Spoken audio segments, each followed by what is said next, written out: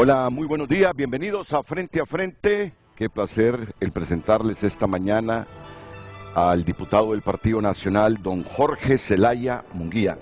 ¿Qué tal, Jorgito? Excelente, Renato, excelente, gracias a Dios. Muy Buenos bien. días, y el doctor aquí acompañado, entiendo vía Zoom, el abogado Jorge Calix también. Gracias, Casi 40 años de conocerlo, siempre que le he hecho la pregunta, ¿cómo te sentí, Jorge? Muy bien. Jamás lo he visto desanimado. Nunca la actitud de él es de optimismo y que ha pasado por momentos difíciles, críticos en lo personal, como le sucede a las personas a nivel familiar, pero Jorge es un hombre con una actitud positiva, supremamente positiva. El doctor Joaquín Mejía, presente esta mañana también aquí en Frente a Frente. ¿Qué tal, doctor? ¿Cómo está usted? Renato? Bienvenido. Buenos días. Ya se conectó el diputado Jorge Calix también. ¿Qué tal, Jorge? Bienvenido, buenos días. Buenos días, Renato, un placer saludarle a usted, a sus panelistas, al pueblo hondureño también, y encantado de poder compartir por esta vía con ustedes. Gracias, Jorge, por atender nuestra invitación. Admito que en el transcurso del noticiero de anoche, TN5, no me dio la chance de leer todos los mensajes que me llegaron. Y hasta hoy, entre 4:30 y 5 de la mañana, empecé a leer algunos mensajes. Me ha pasado contigo que en medio del noticiero tú me escribes, mira, Renato, esto y esto y esto y esto y esto, pero bueno, no me doy cuenta del mensaje tuyo sino hasta el siguiente día, ya cuando uno se despierta a las 4 de la mañana. Y hoy me encontré con varios mensajes. Primero un mensaje de Yanni Rosenthal Hidalgo, que quería intervenir en el programa de anoche, pero bueno, no leí el mensaje. Y lo digo aquí en público, no leí el mensaje, hasta hoy lo leí. Luego el periodista amigo mío Carlos Martínez, que me envía otro mensaje, Renato, me dice Yanni que quiere participar en TN5, hasta hoy miré el mensaje de Carlos Martínez. Y todo derivado de un comunicado del Consejo Central Ejecutivo del Partido Liberal, que ya se lo voy a leer. Este partido sigue en crisis.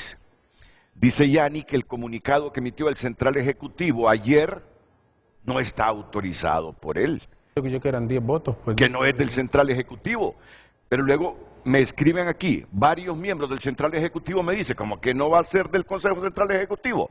Si la mayoría dijo que sí, el presidente dice que no, pero la mayoría del Central dice que sí. Entonces por eso lo hicieron público. Más adelantito, qué madrugada esta, me escribe Fernando Anduray. Me escribió anoche a las 10:18 de la noche, pero el mensaje lo leí hasta hoy. No hay forma de esconder la vergüenza que sentimos los nacionalistas con la entrega de las posiciones del Partido Nacional en cada supuesta lucha por la institucionalidad y la vigencia de la Constitución. Entrega vergonzosa en todos los niveles. Miren, y Fernando ha sido precandidato presidencial de este partido. No me vayan a decir que no, ha sido una figura relevante de este partido. Fue diputado también. Fue diputado y un diputado beligerante. ¿Tú te acuerdas del periodo de Fernando? Usted puede coincidir o no con las posturas de Fernando, puede estar de acuerdo con la doctrina, con la filosofía que defiende Fernando Anduray, pero los nacionalistas que no me vengan a decir que es un hombre que ha sido muy beligerante dentro de su partido y en la actividad política nacional. Y ya ven ustedes el mensaje que me leyó, que me envió. ¿Y por qué me envió este mensaje? Antes de entrar ya con mis invitados, para que tengan el contexto de la temática de hoy. Me envió este mensaje a raíz de esta nota que divulgamos ayer en TN5 y que la preparó el periodista Vicente Turcios.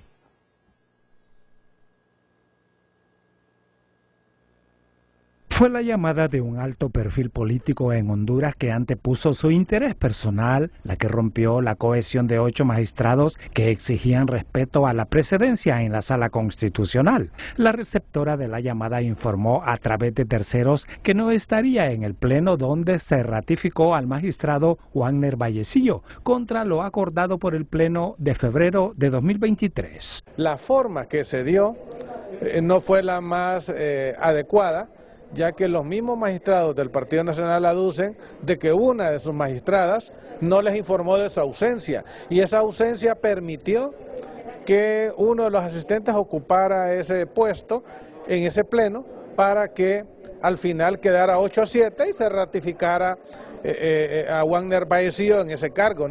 Fuentes consultadas dijeron a Telenoticias que con la ratificación del magistrado Vallecillo se negoció el fallo de amparo, devolución de bienes, nuevo pacto de impunidad, entre otros, con tal de retener con fines políticos la presidencia de la Sala Constitucional. Varias organizaciones están interesadas en justamente hacer seguimiento de cómo está funcionando y cómo está respondiendo y futuros poderes judiciales para cumplir con lo que manda la ley y con los compromisos que tiene el país. Telenoticias conoció que otro alto perfil político ofreció dinero a un magistrado a través de un emisario para que votara por la admisión unánime de un amparo contra una cementera en la zona sur de Honduras. Una situación de ese delicado, porque si en algún momento se llegase a acreditar con alguna prueba fehaciente una situación así, pues debería de ser castigada la persona que le manda ofrecer a un funcionario con una alta magistratura. Lo del magistrado Vallecillo no fue una unanimidad real, cuestiona este profesional del derecho que hace años espera respuesta a los recursos interpuestos en instancias judiciales. Y eso es lo más peligroso, que haya una compra de conciencia, porque considero que si se le llegara a ofrecer dinero a algún magistrado, yo se lo digo, si yo estuviera en ese lugar mejor renunciaría. Solo los recursos que tengan interés de país serán vistos y admitidos en la Sala Constitucional, donde la imposición ha marcado más distancia entre sus integrantes. Entonces miren, fue ahí cuando me envía el mensaje Fernando Honduray.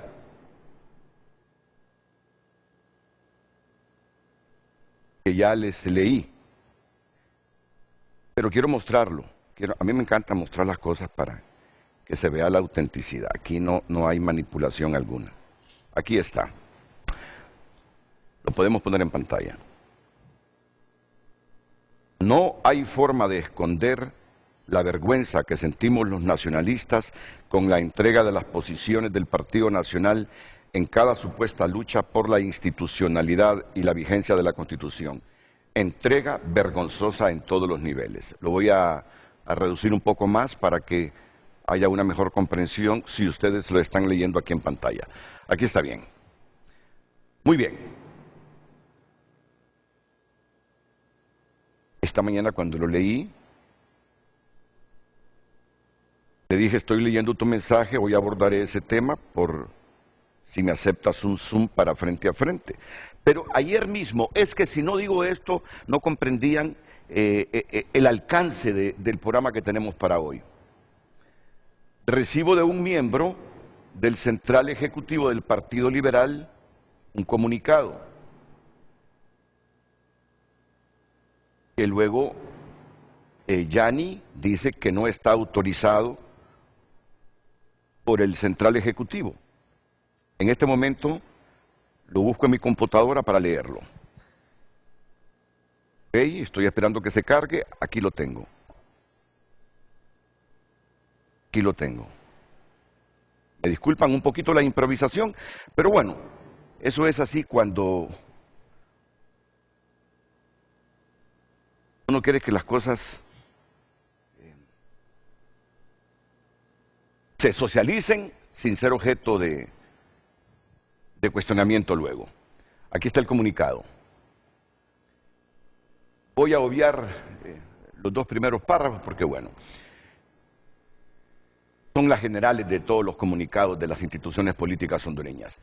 A partir del tercer párrafo, que es una enorme preocupación para los ciudadanos hondureños que en los últimos 15 años la Constitución de la República ha venido sufriendo severos y graves ataques inferidos por quienes detentan el poder de la nación, lo cual ha provocado un profundo debilitamiento de nuestras instituciones, todo lo cual puede desembocar en una descomposición social si no se respeta nuestra Constitución de la República por la conducta malintencionada de políticos que actúan en función de sus intereses.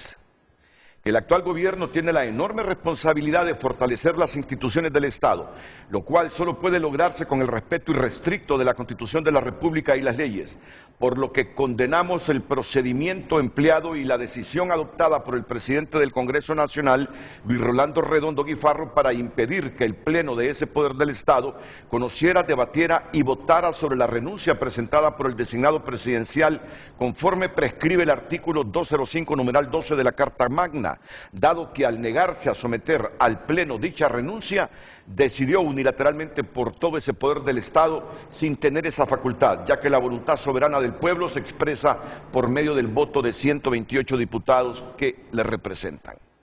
Que el medio empleado por el titular del Congreso no solo es constitutivo de grave infracción constitucional que le acarrea responsabilidad porque atenta contra la forma de gobierno al impedir el normal funcionamiento del Congreso Nacional, al poner en precario el ejercicio de las facultades constitucionales delegadas por el pueblo a los 127 diputados restantes, al negarles el derecho para decidir sobre los asuntos de su competencia institucional.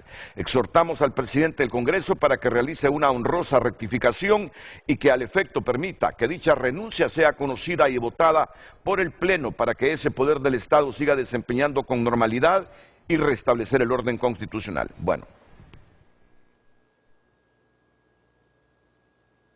Luego se produjeron las reacciones.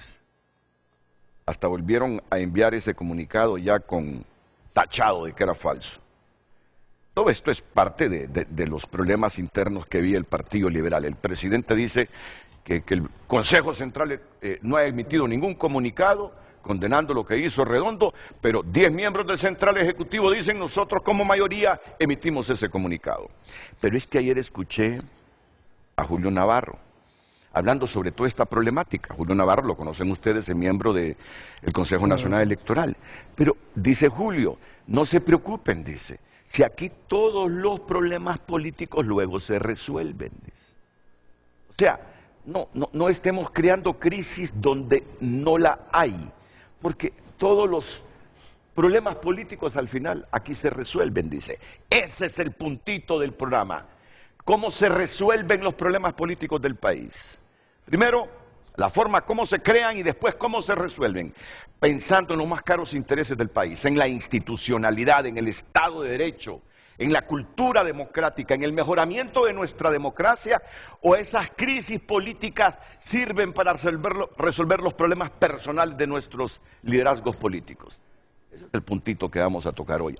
Pero escuchemos lo que decía Julio Navarro, ayer aquí en Frente a Frente. Renato, compañero, pero tomando en cuenta la problemática que se ha venido desarrollando en nuestro país, de que cualquier problemita lo convertimos en conflicto, y afortunadamente lo convertimos en conflicto y lo resolvemos. ¿Cuándo han habido más conflictos políticos? Ahora que hay un nuevo gobierno de un partido distinto. Y eso debemos de entenderlo, porque antes había mayor entendimiento entre los partidos. Y véale número. ¿Hubo problemas aquí con la elección de la presidencia de la directiva del Congreso? Sí. ¿Cuántos foros hubo aquí, Renato? ¿Se resolvió o no? ¿Hubo problemas con la aprobación del presupuesto general de la República? Sí. ¿Se resolvió? También. ¿Hubo problemas con la elección de la Corte Suprema de Justicia? También. ¿Cuántos foros hubo sobre eso? ¿En qué terminó? ¿Hubo corte? ¿Hubo problemas con la elección del fiscal? Discusiones terribles. ¿En qué terminó? Se resolvió. ¿Hubo problemas con la elección de los otros cargos que le tocan al Congreso? También. Mucho debate, mucha incertidumbre, mucha desconfianza. Se resolvió. El último conflicto interno en la Corte Suprema, ¿en qué terminó? En unanimidad. Así va a terminar esto. Resolviéndose, a ver. Pero la clase política que hay ahora se entretiene en todas estas cosas para no poner su acento en los problemas fundamentales que las instancias del Estado deberían de buscar resolver. Entonces yo sobre pertinencia o no de la solicitud del designado presidencial no puedo. Bueno, y como yo he escuchado a los dos diputados que tengo aquí hoy, Jorge Zelaya y Jorge Cálix, referirse a este tema de manera recurrente, están invitados hoy, y un hombre con mucho conocimiento, con el que se dialoga, se debate de manera razonable, el doctor Joaquín Mejía. Por eso la pregunta, derivado de todo esto, la pregunta que les tiene aquí preparada Lucecita Madrid. Adelante, Luz. Claro que sí, muy buenos días. En pantalla la pregunta de hoy martes.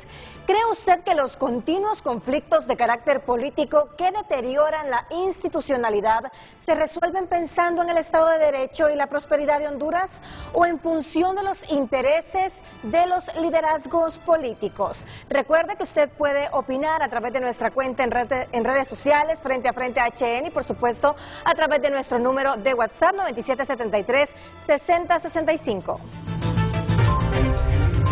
Frente a Frente presentó el tema del día.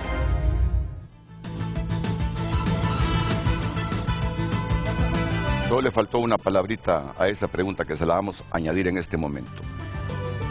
O en función de los intereses personales de los liderazgos políticos. Cuando negocian todas estas crisis, negocian pensando en el bien de Honduras, en el bien común de los hondureños, en el pobre Estado de Derecho, en la frágil institucionalidad, o resuelven estos conflictos negociando sus propios problemas personales, empresariales y hasta políticos. Puntito bueno para hablar con claridad sobre esta democracia nuestra. Y vamos a comenzar ya. Vamos a comenzar con el periodista Jorge Zelaya. Creo que ya no hay necesidad de preguntarte. No, estamos claros. Absolutamente nada. Solo si me permites 15 segundos para saludar a la clase trabajadora, porque mañana es el 1 de mayo y vamos a marchar como lo hacemos, no por política, sino que siempre. Tú sabes, antes cubriendo, cuando éramos reporteros, ahí uno les transmitía, y después como un trabajador más. Yo mañana voy a estar en la marcha. Un dirigente obrero me dijo, con esta controversia que se ha producido, si están cooptados por el gobierno o las centrales obreras, me dice, Jorgito Zelaya, tiene años de andar desfilando, dice, el 1 de mayo. Y mañana hay y no te dicen nada, te acepta ahí la clase trabajadora y todo. Yo soy trabajador y como siempre he andado, o sea, la gente no me mira pues... No, como son nacionalistas y tú sabes que generalmente en esas marchas la gente que anda son sindicalistas, que no son muy pronacionalistas. Pero no tengo problemas, libres. No he tenido, gracias. No, eso me llamó la atención cuando un dirigente obrero me lo dijo ayer. Y Salvador Narrala dicen que se mete a esas manifestaciones también. No sé mañana si se va a atrever a ir, ¿verdad? Pero ya en otras sí ha estado. Renato, puntualmente, ¿sabes cuál es el problema? Y bueno, y saludar al doctor. Doctor, es un enorme placer porque lo vi en las audiencias, ¿se recuerda? En las audiencias para los fiscales, igual los magistrados, pues yo no me fallé tampoco en ninguna de esas audiencias. Entonces, el problema aquí son los intereses personales. Por eso, para mí es muy importante fijar, Renato, con tiempo las posiciones uno, porque así se evitan también que le anden a uno ofreciendo cosas. Cuando yo fijar sus posiciones, digamos, yo por ejemplo, yo le dije a Tito, digamos, por decirle, no Tito, yo no te voy a acompañar en eso. Por ejemplo, en lo del fiscal, lo de la gente del Tribunal Superior de Cuentas, y lo dije en bancada y lo dije públicamente, y lo dije en privado. ¿Por qué? Porque eso le permite a uno que no le quieran ni siquiera plantear una posibilidad de hacer algún arreglo fuera de lo constitucional, fuera de lo legal, porque ese es el problema, que se anteponen los intereses personales a los intereses de país, a los intereses de grupos particulares que son los que prevalecen. Por eso en el Congreso, en su gran mayoría, honestamente en su gran mayoría, se llegan a representar intereses oscuros, Renato, con toda sinceridad, porque y ahorita yo sé que los diputados, y Jorge, no, pero es que es la realidad, y uno debe de despojarse, yo te digo, en los decretos para que venga la CICIG, yo he apoyado los tres decretos, he salido el único diputado nacionalista y voy a seguir apoyando, pero más que decirlo hay que hacerlo. Entonces ahí está mi voto a favor de que venga la CICIG. ¿Cómo lo reflejo? Con mi votación y con mis decisiones. Yo he dicho, por ejemplo, ahorita ya les dije yo, si quieren reformar el auto acordado, para que sigan, y ya lo he dicho públicamente, hoy lo vuelvo a decir acá, si quieren, yo no lo voy a apoyar eso. Entonces no van a tener valor ni siquiera de plantearme esa posibilidad. El autoacordado para las extradiciones. Para las extradiciones, claro, yo no lo voy a apoyar. Quieren crear una ley de extradición. Entonces yo no lo apoyo. Y entonces ya saben mi posición, entonces no me van a andar buscando para andarme diciendo, no, mire, Jorgito, que conviene. No, absolutamente, el autoacordado. No sé si tal vez ustedes recuerdan el doctor, a mí el presidente Redondo me llamó, el ingeniero Redondo, me llamó para ir a Rusia, para ir a China, para ir a Estados Unidos, para ir a Brasil, para ir a Argentina, un montón de viajes. Entonces, cuando dicen, no, contamos con el voto de Jorge Zelaya, no, un momentito, está equivocado, completamente equivocado, pero absolutamente equivocado, porque un viaje, Renato, un viaje, y estoy hablando de un montón de países, no lo va a condicionar a uno en su forma de ser, en su pensamiento y en una decisión de país. Entonces no le has aceptado ningún viaje. No, ningún viaje, ni ninguna subvención, ni porque también yo soy de la idea que el diputado es electo para legislar. ¿Y a Tito por qué no lo acompañaste y le dijiste, Tito, no te voy a acompañar en esto? No, hombre, Renato, si se lo proponiendo. Se lo dije en privado. No, correcto, sí. ¿Por qué? ¿Por qué? Porque no era correcto, Renato. ¿Cómo va a ser correcto que por intereses personales esté llevando, no al partido, no solo al partido, porque estamos hablando, entregaron el partido, es el país, Renato, el país no puede transitar por esa misma ruta. Yo creo que debemos de cambiar, la clase política en nuestro país debe de entender que estamos viviendo al borde del precipicio, se está llegando a una etapa en donde la crisis en todo sentido social de pérdida de valores es enorme, entonces tenemos que recapacitar. Pero es que mira, aquí desde los medios llamamos continuamente a los políticos para que negocien, para que consensúen y resuelvan esas problemáticas que acarrean deterioro de la institucionalidad, que afectan la imagen del país, que crean incertidumbre entre los hondureños. Continuamente los llamamos a la negociación y al consenso. Entonces, cuando resuelven uno de los tantos conflictos que se derivan de ellos mismos, vienen y dicen, ¿y cómo es que ustedes nos critican después que nos llaman a que dialoguemos, a que consensuemos? Ahí está el punto. Porque en esos diálogos, Renato, ¿qué es lo que dialogan? Esos intereses personales que o sea, van a resolver. Lo que negocian son intereses personales. ¿Y tú crees que Tito Afura negoció sus propios intereses personales ahora? Bueno, mira, cobijándose en la bandera del Partido Nacional. Claro, y ¿sabes qué nos dijo Tito? Y esto lo digo porque ahí estaban más de 50, habíamos cerca de 60 diputados del Partido Nacional. Échenme la culpa a mí. Textualmente así lo dijo. Y como yo ya había hablado por teléfono con él, y ya se lo he dicho, Tito, yo no te puedo acompañar en esa decisión. Y le expliqué por qué. Incluso mis compañeros no me van a dejar mentir, también se los dije allí en la reunión que tuvimos antes de ir al Congreso, les digo, yo no voy a acompañar esa decisión. Renato, ¿y por qué?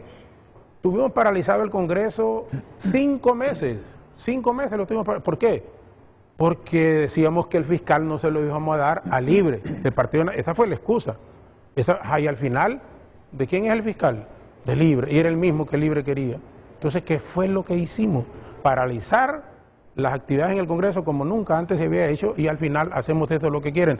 Otro detalle, y así también lo digo, en la bancada yo les dije, miren, yo no estoy de acuerdo, y así les dije, no estoy de acuerdo que un diputado salga a representar el partido al Tribunal Superior de Cuentas. Hablo del diputado Marco Velázquez. Marquito Velázquez, el abogado Marco Velázquez, que es un tipazo, o sea, es una persona realmente, pero no es correcto, o sea, lo que no es correcto no es correcto. Entonces, a mí me dice Tito. ¿Y por qué no era correcto? Porque es diputado, Renato, y ir al Tribunal Superior de Cuentas es ir a cuidar a los mismos compañeros diputados. ¿Y entonces, qué te dijo Tito entonces? Bueno, entonces Tito me dijo, papito, y así papito me dice, fíjate que estás en lo correcto. Y antes de Tito, en la misma reunión, porque se me revolvieron la mayoría, ya, Jorge, así, bueno, es mi posición y respétenla por favor. Honestamente sí les dije, respétenla por favor. Ok, me llama mi compadre, Toño Rivera, me dice, compa, venga. Entonces, óigame, me le hizo un favor a Tito. Ajá, le digo, ¿por qué? Porque el candidato de Tito no es Marcos Velázquez. No, me dijo, pues yo creo, pues claro, pues, digo, pero ¿y esto? No, me dice, el candidato de Tito es Karen Martínez. Yo en mi vida nunca había visto a Karen Martínez. Karen Martínez es la abogada que era asesora, que ahorita estuvo detenida desafortunadamente, y 21 años de trabajar en la... Luego la conocí, el mismo día que ella se presentó a la bancada, y me habían invitado a desayunar, casi todos los candidatos, pero yo no quería tener comunicación con nadie de ella. Pero dije, bueno, si esta es la candidata de Tito, pues hombre, voy a escucharla. Me pareció Renato una gran dama, así lo digo, una gran dama, y como yo no tenía candidato, pues hombre dijo, lo está apoyando Tito, entonces yo voy a apoyar a esta muchacha. ¿Cuál es mi sorpresa? Que a la hora aparece que, sí, Tito decirle a los diputados y aparece y gana Marquitos Velázquez. Marquitos Velázquez sacó 45 votos, Karen sacó 7 y Renan Inestrosa sacó 1 voto. Esa fue la votación, o sea que se hizo, hasta enseñé yo mi voto, porque así soy, le dije, mira yo mi voto por Karen Martínez. Ok, ¿cuál es la sorpresa? Después del resultado, ok, en las democracias se respetan las decisiones. ¿De la mayoría? De la mayoría. Si había ganado Marquitos, como yo les dije, el abogado, entonces Marquitos tenía que ir al tribunal. Rangán cambia la decisión, Tito. Entonces yo le digo al mismo Tito, Tito, estás cometiendo un error. Ya la decisión está tomada, la bancada tomó esa decisión y hay que respetarla. No, papito, me dice, yo fui a San Lorenzo, hablé con Tommy y hablé con Marcos y les dije que no, pero le hubiera dicho, decir aquí a la bancada. O sea, la bancada, porque estaba toda la bancada reunida. Entonces, pero que así como es Tito, solo se presionó y me dijo, no, papito, bueno, cambiamos sobre la marcha. ¿Cómo voy a votar yo entonces a favor así? ¿Sabéis por qué? Si la bancada había dicho que era Marcos Velázquez, con una mayoría de 45 votos, había que respetar la decisión de la bancada. Claro. Bueno, entonces no se respetó. ¿Cómo iba a votar yo a favor? Por esos y otras cosas no voté a favor. Yo de esa ley, Rolando Catán, el ingeniero, la base del partido no quiere que siga en el Registro Nacional de las Personas y lo imponen. ¿Y quién lo impone? Lo impone el mismo Tito, porque Tito fue el que negoció, si él mismo dijo, miren, obviamente así como es él, va a decir, échenme la culpa a mí, y saben que no estoy mintiendo, o sea, estoy diciendo realmente, sino que llame a alguien que me desmienta, de los compañeros que estuvieron ahí. Entonces, pero no se trata, yo ahora lo vengo a decir, Renato, porque me han súper criticado, pero yo no voy a cambiar mi manera de ser. Si tú me conoces, fuimos compañeros en los medios de comunicación 28 años, 28, no 2, no 4. Y esta ha sido mi actitud y mi forma de ser permanentemente, porque yo les digo, yo no soy borrego de nadie. Y yo voy a seguir, primero con la iluminación de Dios y lo que yo considere que es lo correcto para el país, para mi partido después, y ahí actuar en forma correcta. Pero yo no voy, Renato, a esta etapa de mi vida, con 62 años ya por cumplir, con mis hijos, con mis nietos, a venir a hacer cosas que realmente, si no las hice en el reciente, y tú, reitero, tú me conoces, ¿cómo voy a venir a hacerlas ahora, Renato? Bueno, es el diputado Jorge Zelaya, que nos está aquí describiendo cómo es la democracia del país. Renato, aquí yo quisiera agregarle... Y voy con Jorge, solo concluyo, nos está diciendo o respondiendo afirmativamente a la pregunta que hacemos aquí en Frente a Frente. Si muchas veces esos arreglos políticos, producto de negociaciones, son pensando en los intereses del país o en los intereses personales de los liderazgos políticos, o en los conflictos judiciales que tienen los personajes políticos en el país, y utilizan sus liderazgos en los partidos para negociar la solución de sus propios problemas. Puede permitirse crecer, mejorar y ser productiva una democracia donde las negociaciones son para defenderse de las imputaciones de un ministerio público o de los procesos judiciales. Puede tener salud una democracia donde sus liderazgos políticos utilizan justamente eso, sus cargos, para negociar sus asuntos.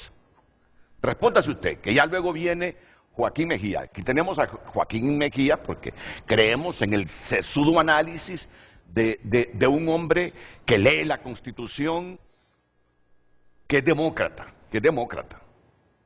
Y nos parece que es interesante, después de escuchar a Jorge Cálix, que intervenga él. Diputado Jorge Cálix, adelante. Gracias, Renato. Yo también le mando un saludo enorme, fraterno, a todos los trabajadores de Honduras en su día que se celebra mañana. Mire, Renato, acaba de decirlo mi buen amigo Jorgito Zelaya, que le mando un saludo. El problema no es que se lleguen a acuerdos políticos. El problema es que estos acuerdos políticos están basados en función de resolver los intereses personales de los caudillos de los partidos políticos, caudillos de turno de los partidos políticos.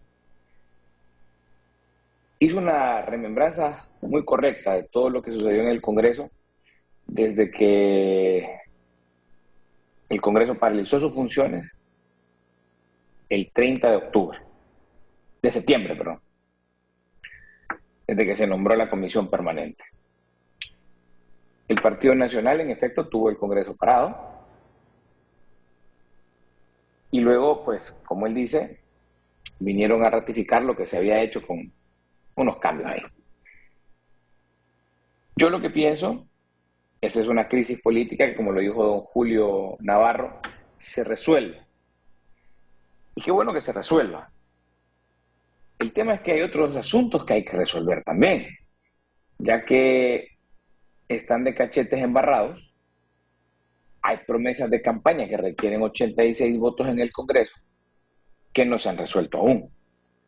Por ejemplo, nosotros en oposición exigimos todos los días desde que llegamos al Congreso en el 2014 hasta las elecciones del 2021. Ya después de eso no volvimos a hablar del tema.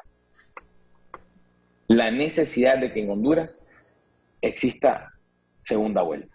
Eso requiere 86 votos. Se podría hacer incluso con una interpretación con 65.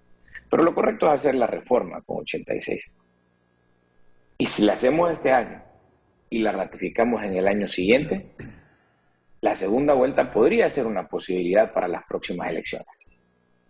¿Por qué sobre eso no hay ninguna negociación? ¿Por qué las negociaciones es para repartirse los cargos, para mantenerse protegidos? O para usar las instituciones como escudo cuando sea necesario y como una lanza cuando convenga. Ese es el problema, Renato y pueblo hondureño. El problema es que las negociaciones están hechas en función de los intereses personales de los caudillos de los partidos políticos, como lo dice el título de este programa.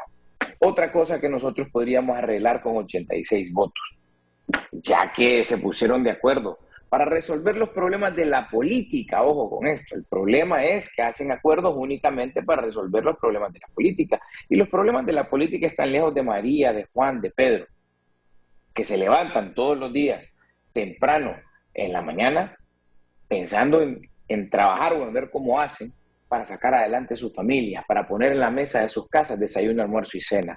A María, Pedro o Juan le vale madres, como decimos en el barrio, a quién ponen de fiscal general o quiénes son los comisionados de política limpia, los consejeros del Consejo Nacional Electoral, los magistrados del Tribunal de Justicia Electoral o los comisionados del Registro Nacional de las Personas. A ellos no les importa quiénes son los magistrados del Tribunal de Cuentas.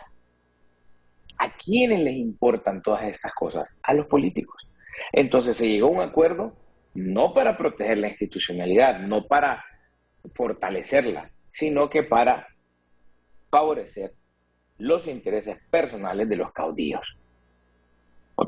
Volviendo con lo que estaba diciendo antes, otro tema que se puede resolver con 86 votos y que sí es un sentimiento nacional, que sí es algo en lo que el pueblo se ha expresado, es en lo de las sedes, por ejemplo.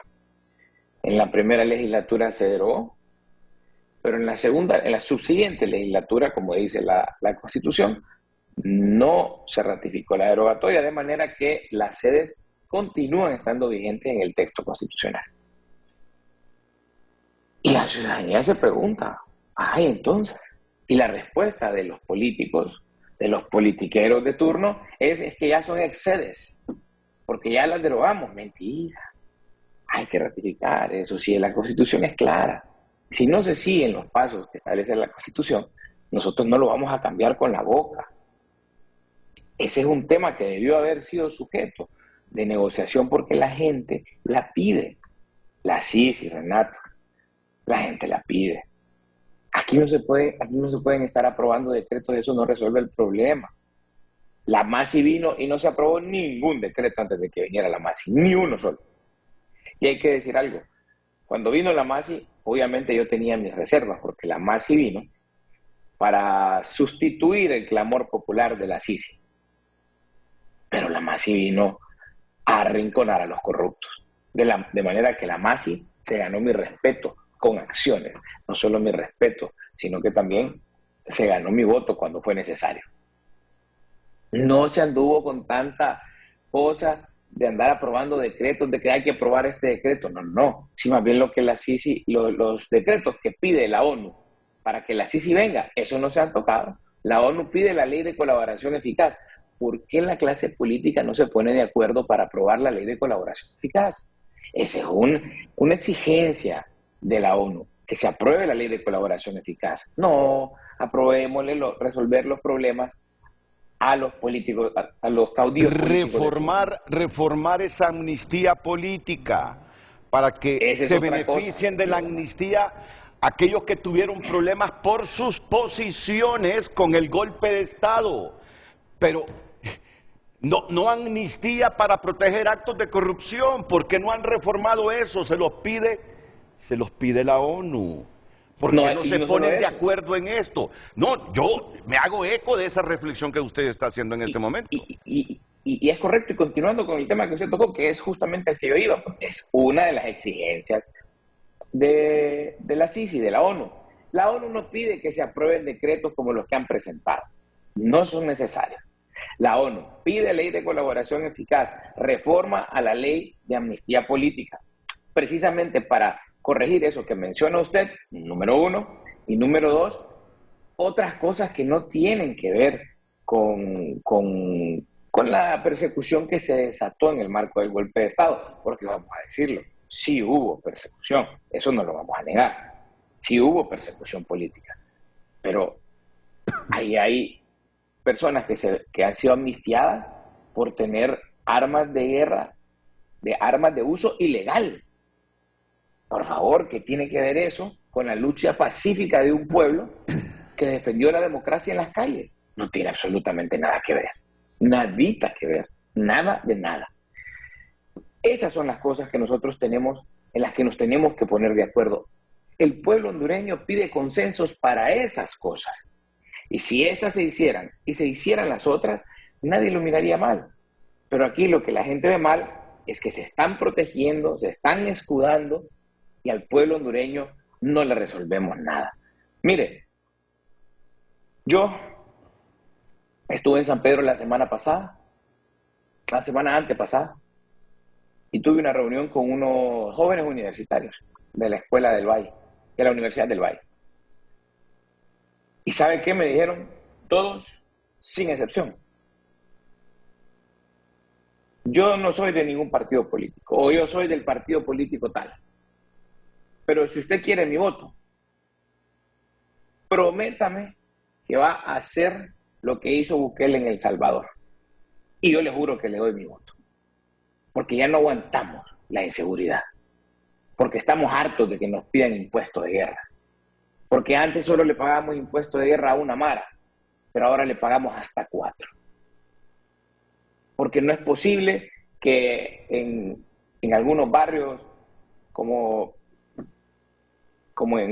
Chamelecón, por ejemplo, vengan personas y le digan a mis familiares, tienen que salirse de esta casa en 24 horas, porque esta casa la voy a usar como casa loca, la vamos a usar como la casa loca, casa donde desmembran, donde asesinan, donde violan, donde mantienen a las personas que son secuestradas, y las personas no tienen otra opción más que agarrar sus cositas e irse. Esos son los problemas por los cuales la gente quiere que tengamos consenso y luchemos para sacar adelante, para resolver ese flagelo. La seguridad, la inseguridad, es algo que golpea directamente a las familias hondureñas. Y por eso no hay ningún consenso aún. El diputado Jorge Calix. 2 diputados aquí. Uno del Partido Nacional, Jorge Alberto Zelaya Munguía. Uno del Partido Libertad y Refundación, Jorge Calix. Admitiendo que en efecto hay liderazgos políticos en el país que utilizan sus centenarias instituciones políticas para negociar sus asuntos estrictamente personales, algunas veces políticos, otras veces empresariales. Y yo le pregunto entonces al doctor Joaquín Mejía, una democracia donde sus liderazgos, sus caudillos,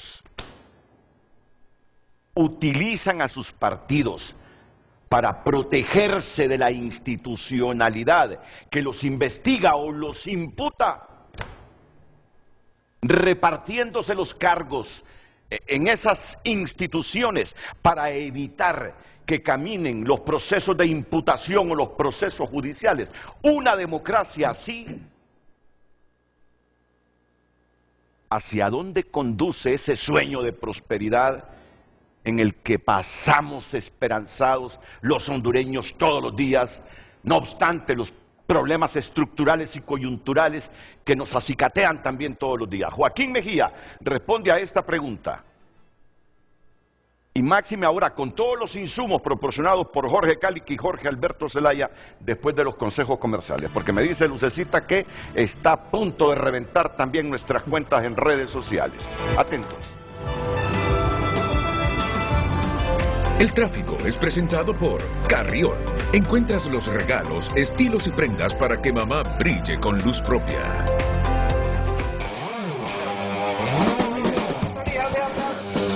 Hoy es martes 30 de abril del año 2024. A esta hora del día les informamos sobre el tráfico vehicular. Estamos ubicados en el anillo periférico, precisamente en la colonia 21 de octubre. Se mira un panorama de un tráfico moderado. Sin embargo, en el carril que se conduce de la colonia 21 de octubre, siempre en el anillo periférico, hacia el sector de la colonia San Miguel, sectores como Villa Olímpica, Universidad Nacional Autónoma de Honduras y sectores como Prado Universitario, vemos un tráfico sumamente pesado. De manera viceversa, vemos un tráfico bastante moderado, no obstante, llegando ya a la 21 de octubre, ya es un tráfico bastante congestionado. Estamos ubicados precisamente, repetimos, en el anillo periférico, a la altura de la colonia 21 de octubre, donde se ubica también esta residencial, denominada Residencial Florida. Así que tenga bastante precaución a esta hora del día y busque también medidas alternas sobre el tráfico vehicular. Así está el tráfico vehicular, aquí se los informamos en Frente a Frente. Pase usted un feliz día. El tráfico fue presentado por Carrión. Encuentras los regalos, estilos y prendas para que mamá brille con luz propia.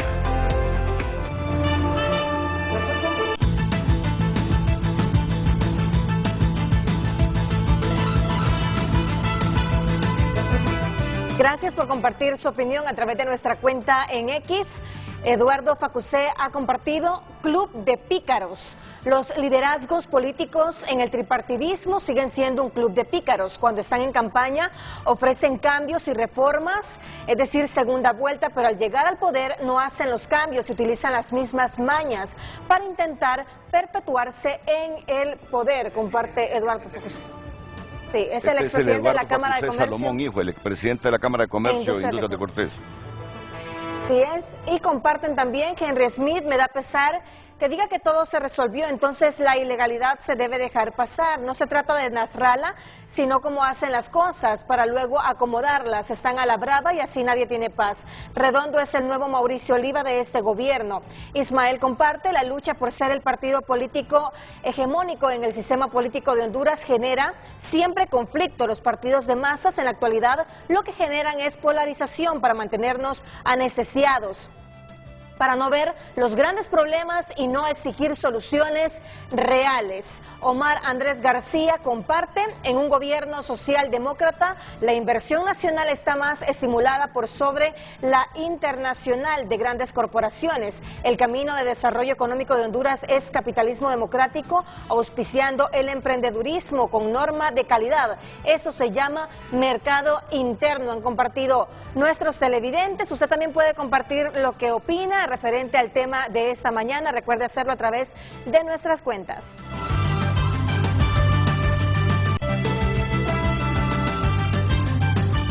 Jorge Calix, Jorge Zelaya, 2 diputados del Congreso, el doctor Joaquín Mejía. Joaquín, con estos comentarios, con estos relatos de cómo es la democracia hondureña, ¿qué podemos visualizar de ella hacia el futuro mediato e inmediato?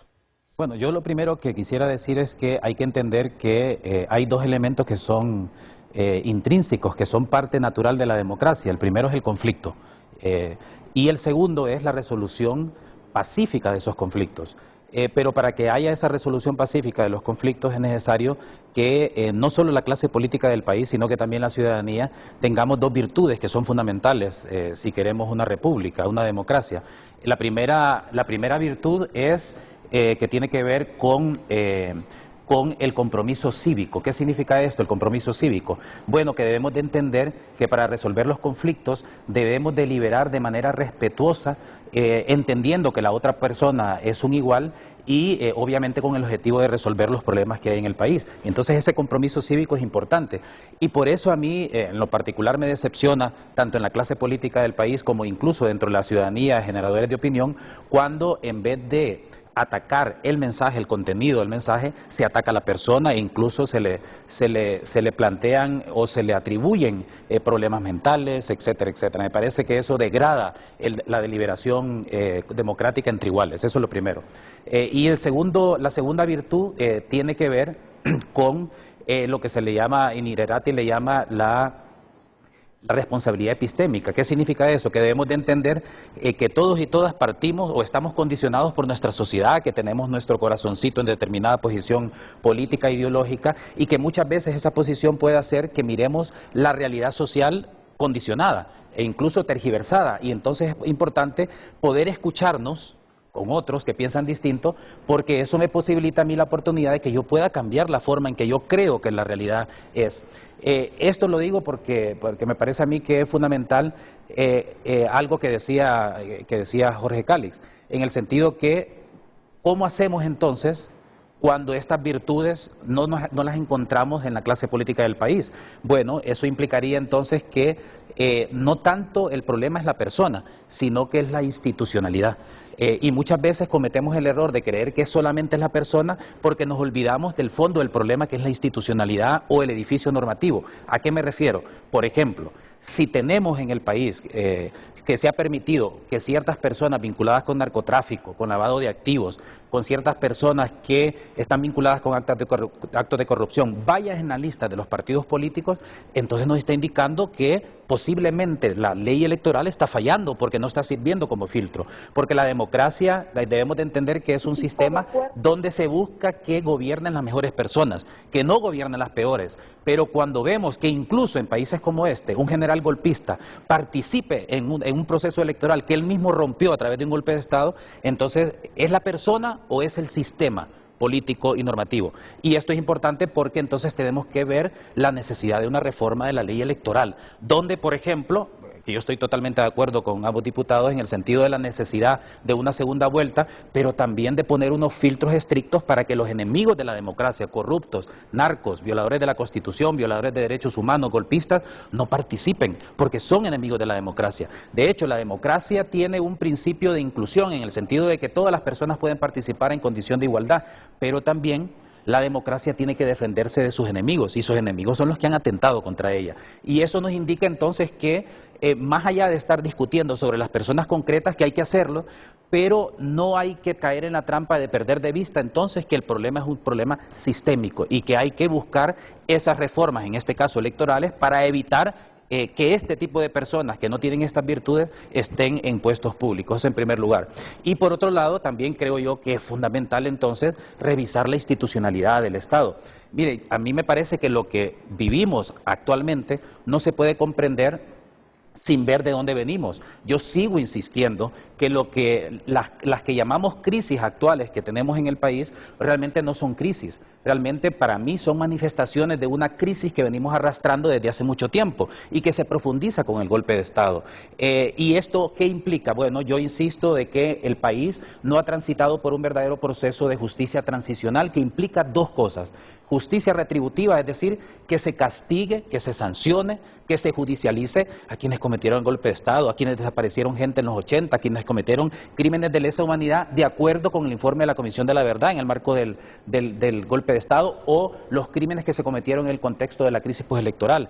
Y por otro lado, justicia restaurativa, es decir, que se repare a las víctimas de estos crímenes y también el tejido social, porque la sociedad hondureña está rota y por eso estos altos niveles de polarización. Si no entendemos esto en su conjunto, creo que vamos a seguir teniendo crisis, vamos a seguir planteando ciertas reformas que son parches pero que no resuelven el problema, y ahí tenemos, por ejemplo, el informe de la Comisión de la Verdad y la Reconciliación que se constituyó en el gobierno de Lobo Sosa, presentó un informe donde plantea una serie de recomendaciones en materia electoral, en materia constitucional, en materia del Poder Judicial, del Ministerio Público, en la elección de las altas magistraturas del Estado. ¿Y qué hemos hecho? Exactamente. Entonces, seguimos con esa crisis y ahí, ¿dónde está el asunto? Por ejemplo, ahora, que yo estoy totalmente de acuerdo, en este momento, yo creo que esto que acabo de plantear nos indica que la institucionalidad que tenemos en este momento no tiene la capacidad e incluso podría decir yo la voluntad de ciertas personas con poder político en el país para poder reformarse, depurarse y transformarse. Y por eso necesitamos el acompañamiento de un mecanismo internacional como la CICI. Pero a mí en lo particular, y con esto termino, me preocupan dos cosas. En primer lugar, lo que me preocupa es que Naciones Unidas ya presentó un diagnóstico con unas reformas que se tienen que hacer y aunque es cierto que se ha avanzado bastante, cuando uno ve en su conjunto alrededor de la CICI se ha avanzado muchísimo y eso hay que aplaudirlo, pero estamos en un momento crucial donde se necesita que el Congreso Nacional haga ciertas reformas y todavía no las han hecho. Y lo peor de todo es que, en mi opinión, se presenta una ley alrededor de la CICI que puede ser positiva, pero que no es oportuna, que no es pertinente en este momento, porque se debería estar centrando el Congreso en esas reformas que se requieren, por un lado. Y por otro lado, yo sigo insistiendo también sobre una preocupación desde la sociedad, es la opacidad con la que se está manejando la negociación. Y particularmente no entendemos por qué la sociedad no conoce el diagnóstico donde dice qué es lo que se tiene que reformar. Porque si no la conocemos, ¿cómo hacemos incidencia? Y creo yo que esas son cuestiones que debemos de verla en su conjunto para poder avanzar en el fortalecimiento del sistema democrático en el país. Joaquín, pero es que estamos atrapados, el Estado está atrapado entre gente que sabe las reformas que el país necesita, pero no las impulsa, y justo teniendo la oportunidad de impulsarlas. ¿Y qué es lo que tenemos en este momento? Es una repartición de la institucionalidad para protegerse. Yo entiendo cuando tú dices, miremos todo el panorama, pensemos en las reformas, hay mucha deuda que el país tiene, hurguemos esos asuntos para que haya complacencia de todos, hagamos las reformas que tenemos que hacer y que la gente clama, y que nos dijo la Comisión de la Verdad. Casi ninguna de las propuestas de la Comisión de la Verdad se ha materializado en ley, en reforma. Entonces, no solo estamos atrapados porque quienes deben hacer esas reformas no las hacen, sino que nos dan todos los días muestras de que lo único que les interesa es repartirse la institucionalidad para protegerse de imputaciones del Ministerio Público o de procesos judiciales. No, Renato, yo me siento como atrapado, Pero es por la politización. Obvio, claro, obvio. Pero es por la politización sectaria que se da. Si recuerdas, por ejemplo, Libre era el que más exigía segunda vuelta, por decir algo. Bueno, hoy ya no la quieren. ¿Por qué? Porque están en el poder y porque supuestamente no les conviene. Entonces, lo que tenemos, Renato, compañeros, es avanzar hacia procesos democráticos reales, en donde los intereses personales no priven sobre los intereses del país. A nivel latinoamericano, yo siento que es el único, 3 países que no tenemos segunda vuelta. Hay que ir camino a la ciudadanización de las mesas electorales. Antes lo quería libre, hoy te lo aseguro que no lo quieren. ¿Por qué? Porque dicen, podemos hacer fraude en las mesas, aun cuando está penalizado ya. Si a la gente, yo le decía el otro día a la embajadora, por ejemplo, y se lo decía, miren, por favor, ayúdennos. Porque no me van a hacer presidente ellos a mí, honestamente, me va a hacer el pueblo hondureño con su voto, pero sí nos pueden ayudar con una campaña sistemática diciéndole a la gente que si hacen fraude ahora en las mesas, van a ir presos, porque realmente así está ahora establecido. Entonces, tiene que haber una campaña, Renato, de los medios de comunicación, permanentemente, de los organismos internacionales, de países amigos, que necesitamos ese respaldo, ese apoyo. Entonces debe transitar la clase política entendiendo que los tiempos han cambiado. Renato, ya Partido Nacional y Partido Liberal, que se ponían de acuerdo antes en todo, antes, hoy no, hoy hay otras fuerzas políticas y facilitemos lo del ingeniero Narrala, que tanto escándalo se ha hecho. Hay que aceptarle la renuncia, hombre, tranquilo y ya aceptarla en el Congreso, decir, sí, que el hombre se vaya. Entonces presenta su precandidatura, como quiera llamarla, si quiere a través de su partido, si quiere hacer coalianza con otro partido, que la haga y que participe en el proceso. Porque unos abogados van a decir, los abogados que lo están defendiendo a él y los abogados en el sentido real de la palabra, que sí puede participar, pero los abogados del ingeniero Redondo van a decir que no puede participar. Porque aquí han politizado también un asunto que debería ser término jurídico, término legal. ¿Qué es lo que debe de hacerse entonces? En vez de estar discutiendo temas, como decía el honorable diputado Calix, y aquí el abogado Mejía lo maneja también muy bien, hay otros temas de país que deberían de interesarnos. Si Narrala participa, que participe, hombre, y que la gente con su voto decida si quieren que sea candidato y presidente. Ese caso de Narrala lo vamos a abordar en los próximos minutos, pero yo quiero retomar en esencia la pregunta que ha formulado frente a frente. Ese Poder Judicial, Jorge Calix, ahí tenían un tremendo lío por la decisión unilateral de la presidenta de la Corte de poner a el magistrado Wagner Vallecillo como presidente de la Sala Constitucional. Se reunió el Pleno y dice que en aras de destrabar todos los problemas de esa sala, de no entorpecer el desenvolvimiento de la sala, el Pleno de los 15 magistrados decidió entonces ratificar a Wagner Vallecillo. Como estamos hablando de esas negociaciones de los liderazgos políticos para protección personal, al final esa ratificación de Wagner Vallecillo fue producto de esas negociaciones, Jorge. Bueno, pareciera que sí, pero debo de decirle algo, en honor a la verdad. Si hay conflicto innecesario que ha habido en este país, es justamente ese. Porque quien coordine en la Sala de lo Constitucional, honestamente, no hace mucha diferencia. La única prerrogativa que tiene por sobre los otros 4 miembros de la Sala de lo Constitucional es que tiene la posibilidad de recibir los expedientes y de repartirlos para ver a quién le toca resolver cada uno.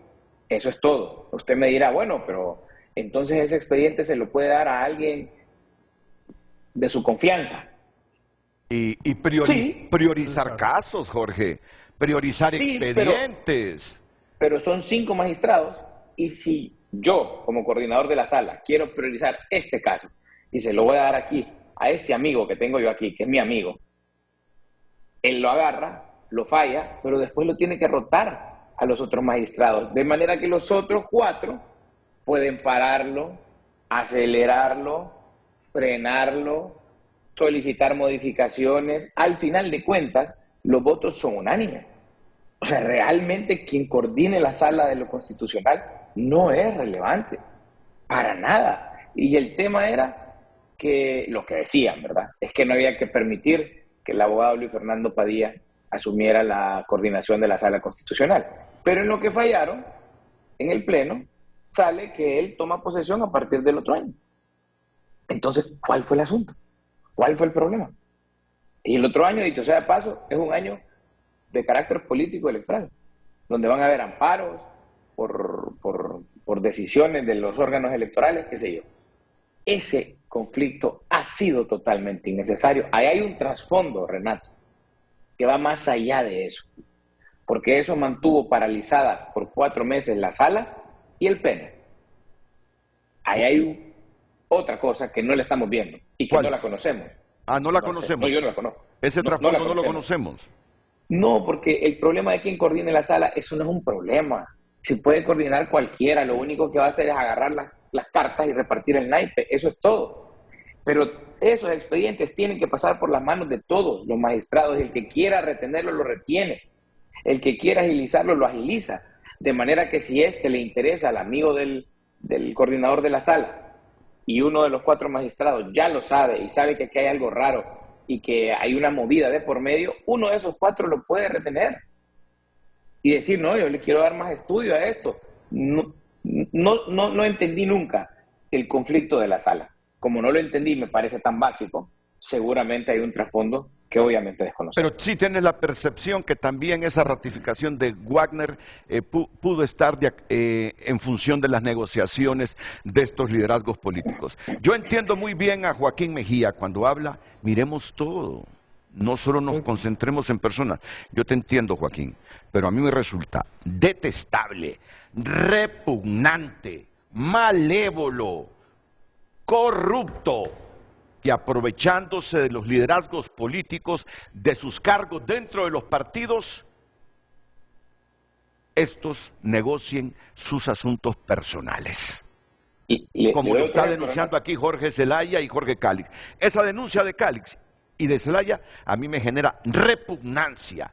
Y detesto que el Estado se vuelva tan pasivo ante este tipo de denuncias. Bueno, ¿Sí, Jorge? Renato, perdón, no solo, y los dos, por cuestión de coincidencia, votamos en contra en la sesión, en pleno, el día que se ratificó esto, o sea, el día que se aprobó esto. Yo diría por cuestión de principio. No, correcto, claro, pero sí, pero los dos votamos en contra.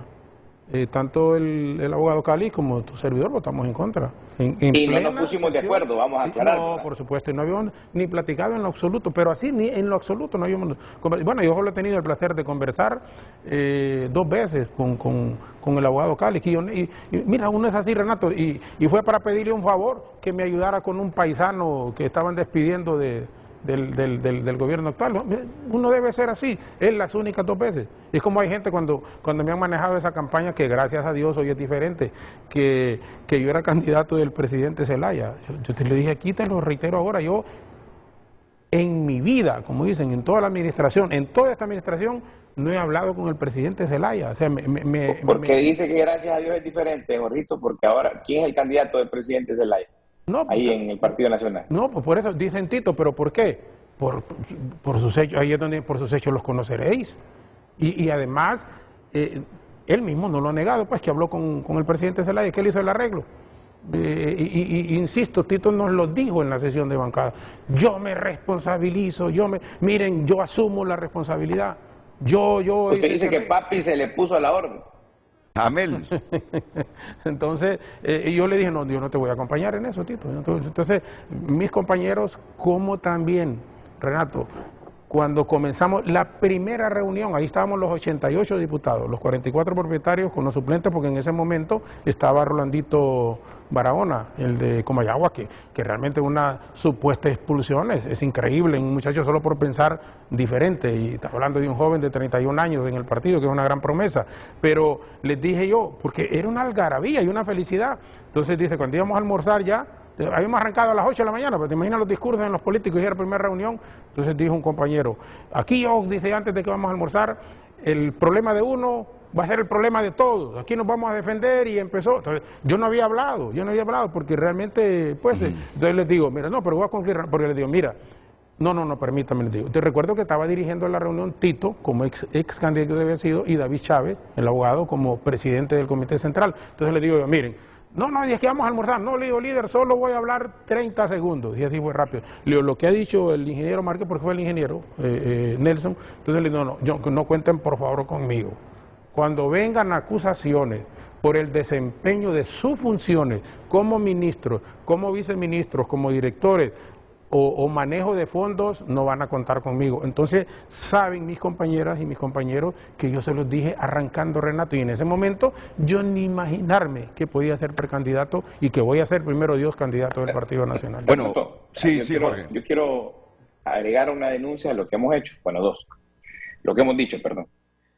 Otra cosa que prometimos en campaña derogar fue lo que llamamos nosotros el Código Penal de la Impunidad. Es más, nosotros hicimos una sesión extraordinaria vía Zoom, autoconvocada, como las que hizo el Partido Nacional el año pasado, a finales del año pasado, cuando estaba la Comisión Permanente en funciones. Y nos acusaron criminalmente a Luis Redondo, a Denis Castro Badía, a Dori Gutiérrez y a este servidor. Porque más de 67 diputados nos reunimos, como dice la Constitución, abrimos una sesión extraordinaria y derogamos el Código Penal porque consideramos indignante que en el Código Penal se bajen las penas por corrupción, se bajen las penas que tienen que ver, bueno, que se criminalice la libertad de expresión y entre otras cosas las que tienen que ver con los delitos sexuales, por ejemplo, que reciben penas muy bajas. El narcotráfico también tiene disminución en sus penas.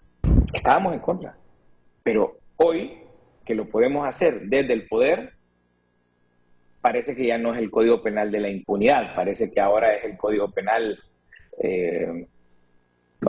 sagrado, correcto, porque no cambiamos lo que hay que cambiar. Yo estoy de acuerdo que cambiarlo todo, pues hombre, no sería bueno, pero hay cosas que podemos corregir y no se han corregido.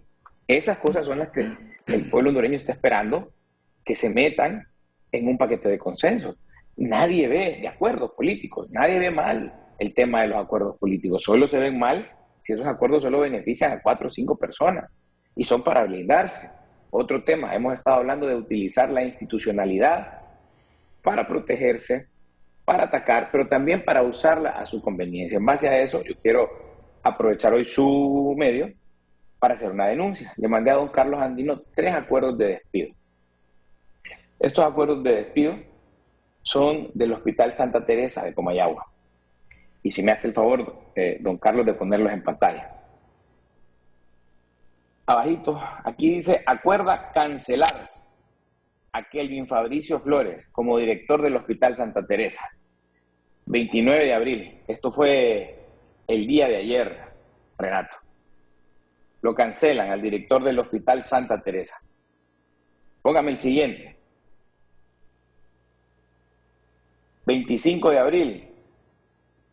Acuerda cancelar a Freddy Rolando Jiménez Villatoro, administrador del Hospital Santa Teresa. Póngame el otro, muchas gracias. También con fecha 25 de abril, acuerda cancelar a Kelvin Vanessa Ordóñez Gómez, jefe del Departamento de Talento Humano del Hospital Santa Teresa. Mire quién firma, miremos quién firma, don Carlos, por favor, para que veamos de dónde viene.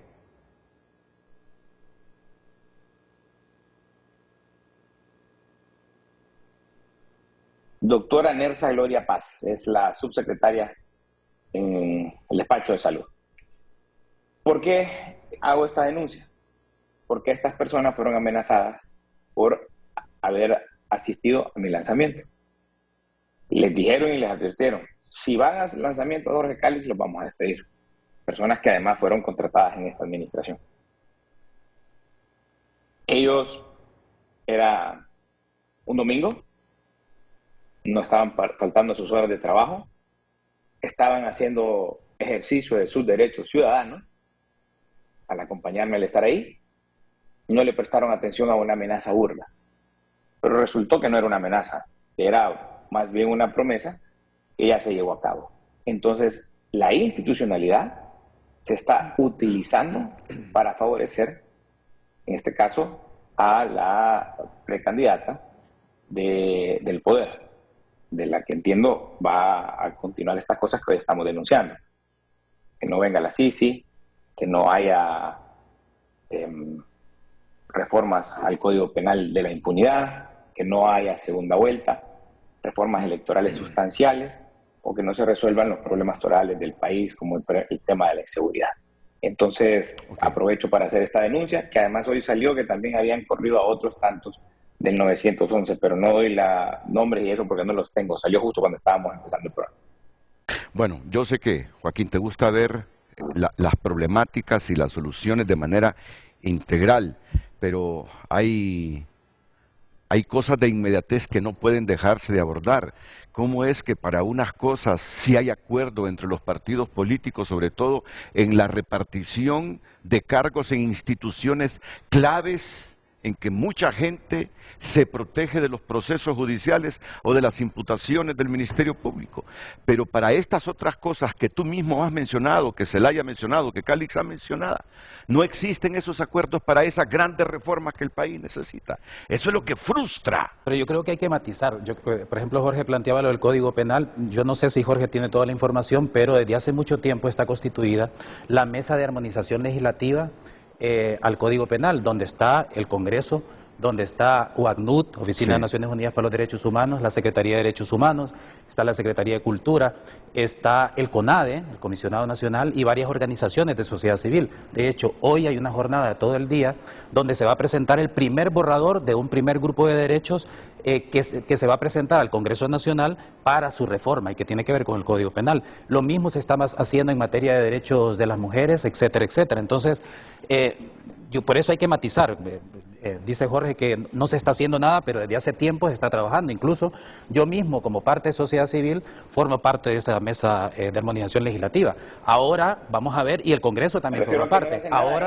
Ahora hay que ver, cuando ya presentemos, hoy tenemos una reunión con personas expertas para que nos den feedbacks, o sea, nos digan qué piensan de lo que estamos proponiendo y luego se presenta al Congreso Nacional y vamos a ver ahí si todos los diputados y diputadas votan a favor de esas reformas porque yo sí creo, yo creo que no se puede decir que es un código de la impunidad, porque el Código Penal que se aprobó en el Congreso anterior tiene cosas muy buenas, tiene cosas que implican un avance, pero hay cosas que sí hay que reformar, y eso sin ninguna duda, y Jorge ya mencionó varias de ellas, y en eso hemos estado trabajando, porque esto también creo yo que no se puede hacer a la carrera, y a mí en lo particular, desde la sociedad civil, me alegra que a la sociedad civil nos hayan dado el espacio para poder hacer nuestros aportes, que no sea como sucedió en el pasado, con ese Código Penal, que no se nos escuchó a la sociedad civil a pesar de que presentamos propuestas muy concretas para evitar que se aprobaran delitos como los que mencionaba Jorge. Y yo creo que eso hay que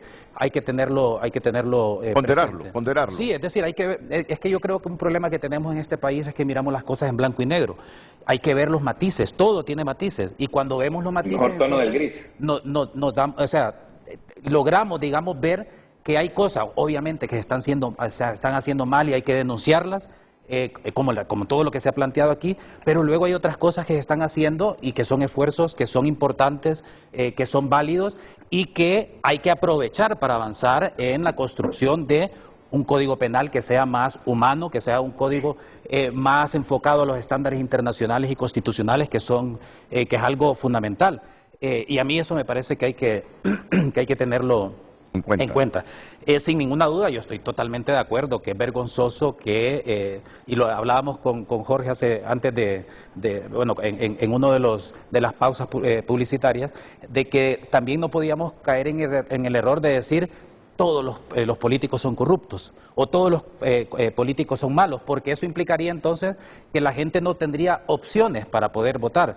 ¿Y por qué digo esto? Bueno, lo digo porque yo creo que también es importante que la gente tenga la capacidad para identificar esos caudillos, esos dueños de partidos políticos que sin duda alguna anteponen intereses particulares a los intereses generales de la nación, pero eso implica entonces algo muy importante, ¿verdad? Es el papel que jugamos los medios de comunicación y también lo que juega la sociedad civil. Yo me pregunto, por ejemplo, ante todo lo que está sucediendo, por ejemplo, el tema de la opacidad frente a la instalación de la CICI, que no conozcamos el diagnóstico. ¿Dónde estamos como sociedad? ¿Dónde estamos?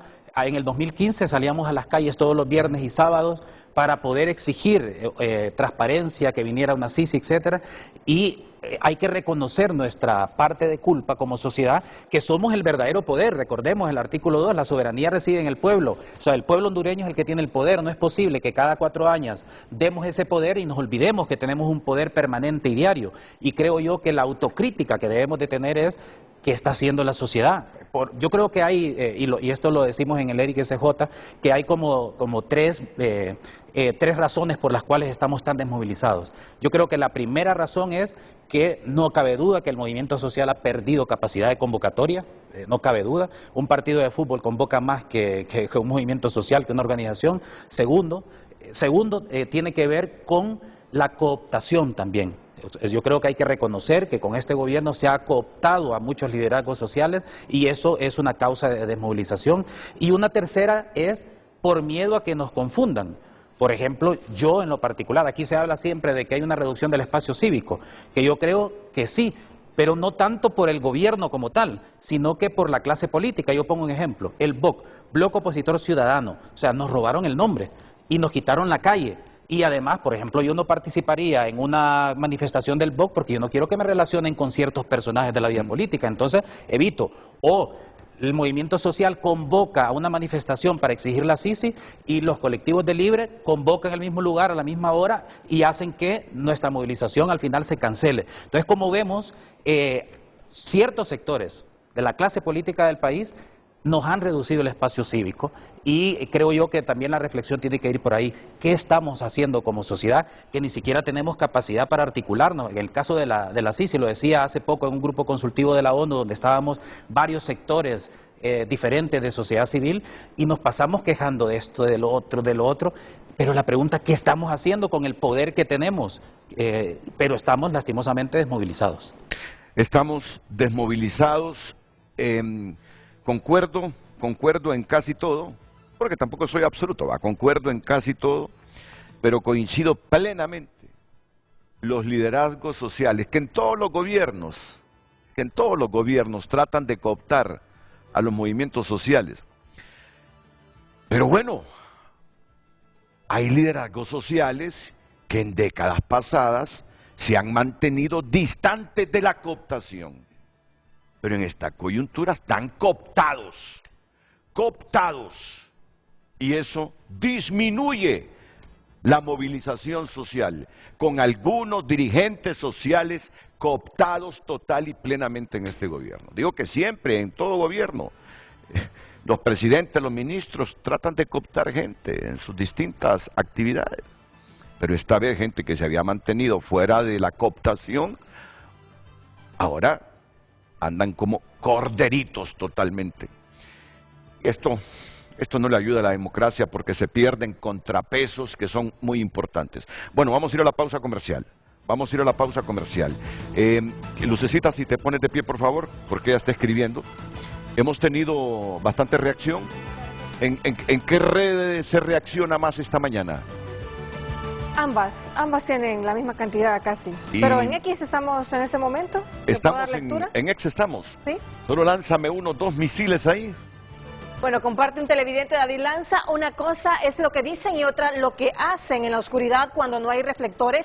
Allí es donde pactan. Lo grave es que hoy dicen que no hay tilín, pero sí hay extorsión de diputados. ¿Cómo? A través del Ministerio Público. La justicia es moneda de cambio.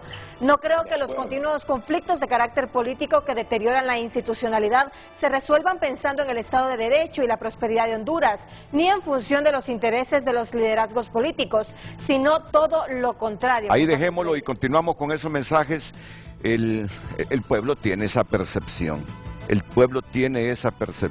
Y detesta también y repudia que hayan liderazgos políticos que se aprovechen de sus cargos para negociar lo propio, lo suyo, sus problemas, y no negocien pensando en los intereses de la colectividad. Pausa y volvemos. Continuamos dando lectura a su opinión. El doctor Franklin Anariba comparte: los ciudadanos piden fuertemente reformas electorales. Hay mucho descontento por no hacer las reformas en el Congreso Nacional, pero todavía hay mucho tiempo para hacerlas. Si el Congreso Nacional no las hace, los ciudadanos se tomarán el Congreso Nacional y harán las reformas directamente. Ariel Hernández comparte: el deterioro de la institucionalidad puede perpetuarse en dinámica, ya que debilita los mecanismos para garantizar el imperio de la ley. Dania Navas: pues resuelven por sus intereses personales, no les importa la institucionalidad y mucho menos la situación del pueblo. El ser mandamás es bonito en Honduras y difícil de soltar, por eso sufrimos con los liderazgos. ¿En qué quedó la corte y decir quiénes ponen la traba? Vicente Hernández comparte: si no se limpia ese tripartidismo, seguiremos peor. Ustedes, los medios grandes, dedíquenle más atención a las elecciones internas. Ocupamos 86 demócratas honrados en el Congreso 2026-2030 para hacer las verdaderas transformaciones que busquen el bien común de Honduras y no de grupitos. Comparten los televidentes más mensajes. José Luis comparte: algunos políticos se han olvidado de los intereses generales de la población. Es de cambiar esa conducta de elegir a los más populares por los mejores. Es de elegir a los que tenemos un interés por fortalecer las instituciones, no destruirlas. Han compartido los televidentes a través de nuestra cuenta en X. Recuerde continuar enviando sus mensajes a través de nuestra cuenta de WhatsApp y también a través de Frente a Frente HN en todas las redes sociales.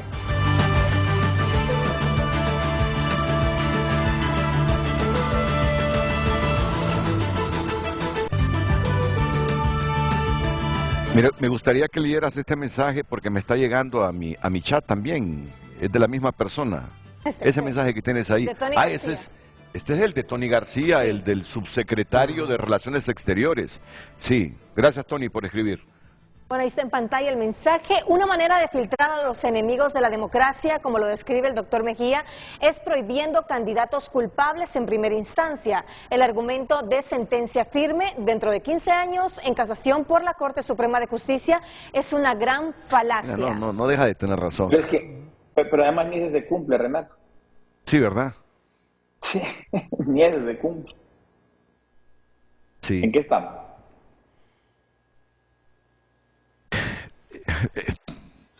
Pero mira, es preocupante la poca reacción, la pasividad. Joaquín no deja de tener razón. Son muy pasivos. 2 diputados hoy se atreven a decir: esto está sucediendo en Honduras. Esto está sucediendo en la élite política. Bueno, te digo que son, que son personajes que tienen posibilidades de gobernar el país, ¿va? Los que han hecho arreglos. Pero también ahí es el pueblo como tal. Y mira, Renato, no es el tema, pero como hizo el abogado Calix una denuncia, yo le digo, y más que una denuncia, un mensaje, porque están en el comité, es decir, están con un cuento que va a haber una candidatura única para alcaldes y le están mandando. No, van a haber elecciones internas en nuestro partido.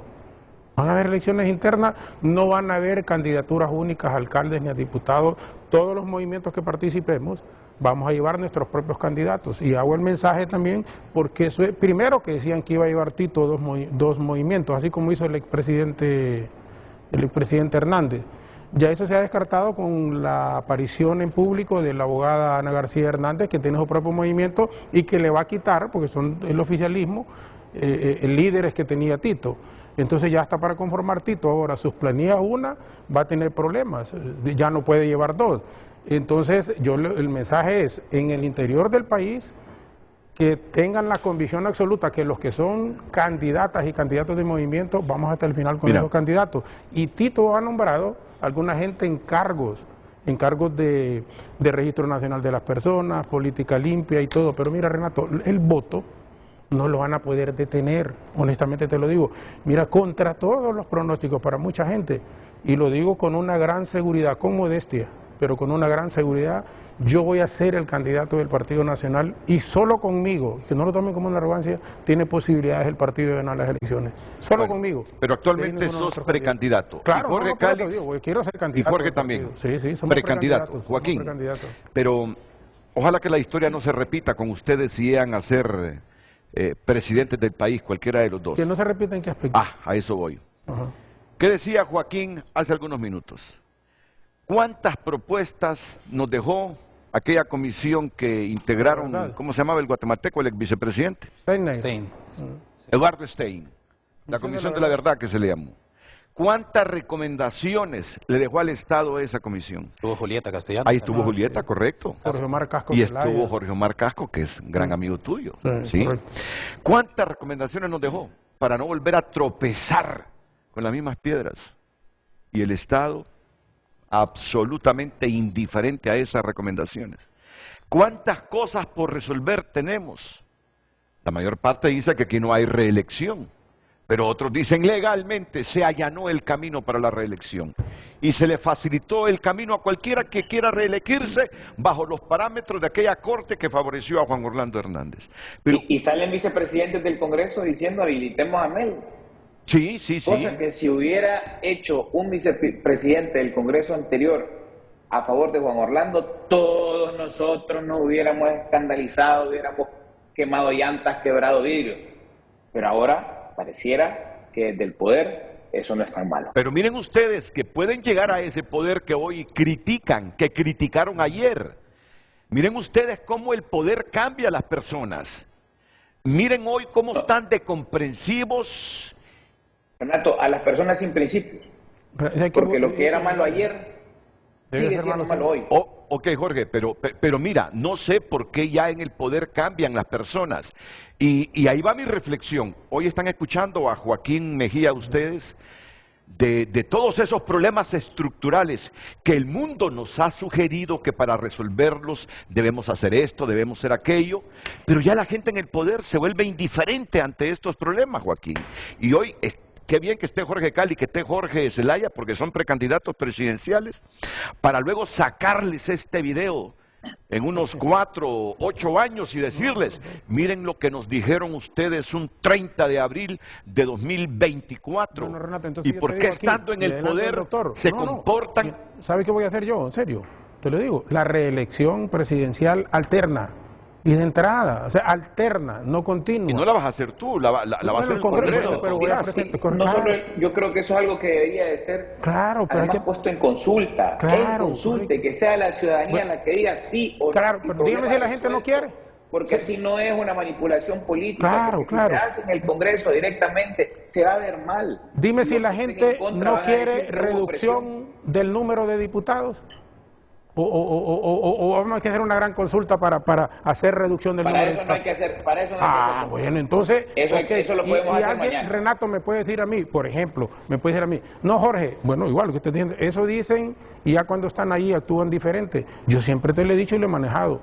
Yo nunca he agarrado un subsidio en 4 periodos de diputado y realmente me conoces.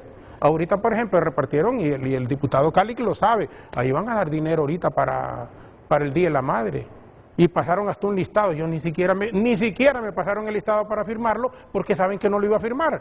¿Por qué? Volvemos, si yo he dicho, entonces más que lo que dicen es lo que la gente lo mira a uno hacer.